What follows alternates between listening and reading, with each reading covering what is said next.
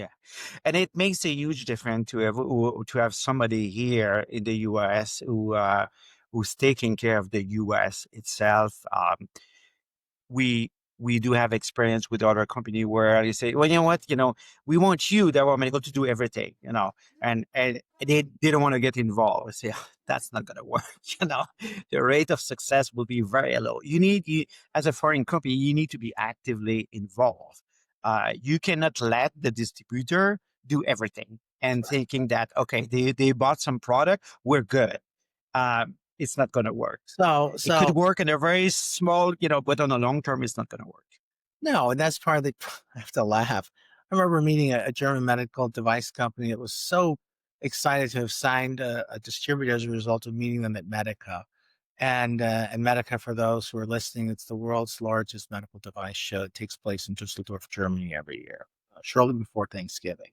We're And going to be anyway, but there. 6 months after, the German med device company didn't have any orders. And the German was like, "What's going on?" And I would say, "Well, what did you do to help support that distributor?" And he looked at me like, "What are you talking about?" I said, "Just because you have an agreement with someone to sell something, I don't want to say they're inherently lazy, but they're going to look Mm. for you, the manufacturer, to help open up, opportunities and or provide them with sales and marketing materials, support them at conferences or trade shows, help them with, let's say, a road show, depending, on what makes sense to roll out the product. You're trying to roll Yeah, out something brand new into the market, and that's just not how it works. yeah, This might be an opportune time too to just touch base on what you were saying earlier because of the times we are facing right now with tariffs.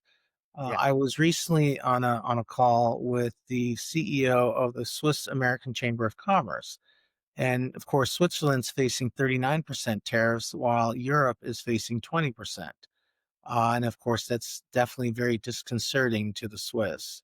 yeah, And I made them aware of the FTCs, the foreign trade zones, which I know you're familiar with, where yeah, you're not going to avoid the 39% tariff, Mr. Switzerland, but because of the foreign trade zone, once your product gets shipped into it, you will only be taxed the 39% once your product is sold.